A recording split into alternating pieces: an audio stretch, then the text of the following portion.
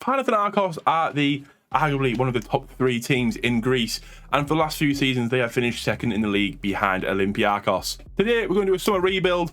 We know we've already done Olympiacos, we know the finances are tight, but hopefully we can get in a few players that will help this squad. The goal is to win something with them. They're also in Europe, so get as far as we can with that. But can we make a dent in the Olympiacos reign at the top of the Greek Super League? Fingers crossed we can. Let's find out how we got on. As you can see, 5 times in 8, we've won a cup. We managed to get ourselves a cup. But before we look at any results, I want to have a quick delve in and see who we signed. And as you can see, it was a busy window. I need to get some funds in. There was not a lot of money. But what amazed me here is that we spent 23.5 million. I only had, I think I had a minimum of 7 million to spend, which is, I think, ridiculous considering, 23 mil out. You'd think you get a little bit more money to rebuild that squad. But first person that left was Andrea Zivkovic. I can not do these names. 33 appearances for us. He got 10 goals. He was a very good player, but Real Sociedad came in for him. And I know, £3 million. I love some money. Leo Jaba, I think I got robbed here because I think he should have done a little bit better. Vasco, he did very well in 2021.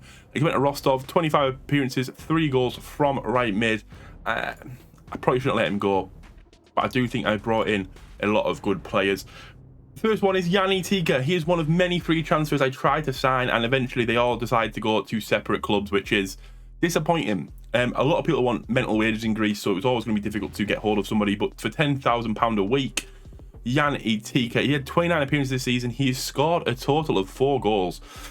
He did a job. I was quite happy with how he played, but then when I got some money, better players came available, like Marco Benassi, 27 appearances, 3 goals from centre mid.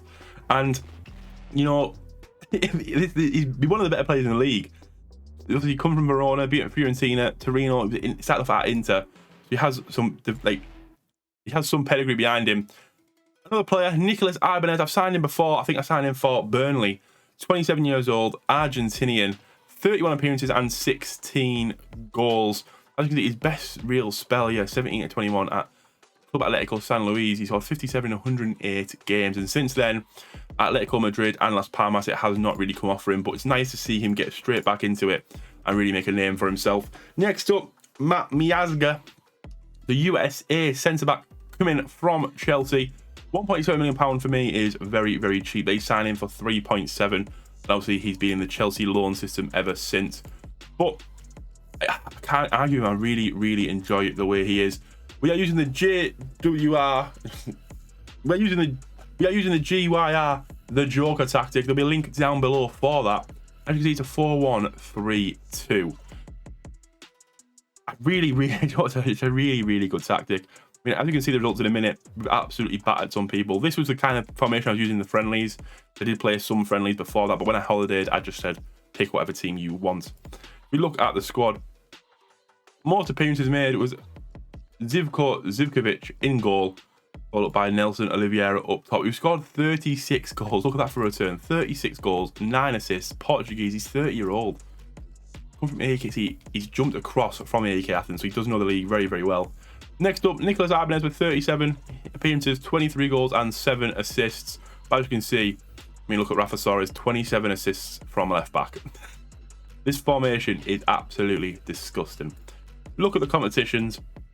We finished second in the league, absolutely miles behind Olympiacos, which is depressing, but they're a very strong side, as we found out last season.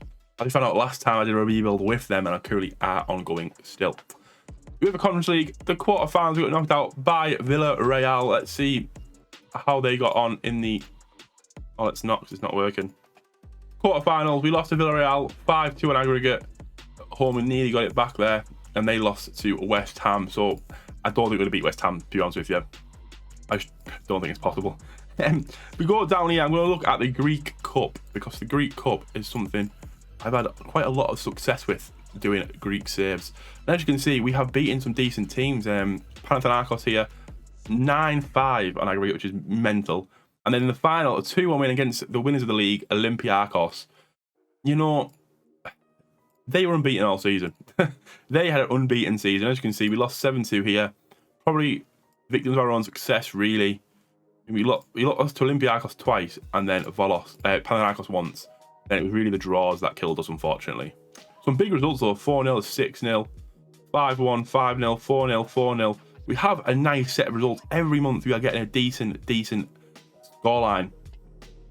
But overall, I think winning the cup with this squad is very, very good. And I mean, what's the scout on? We have £4.19 million to spend next season.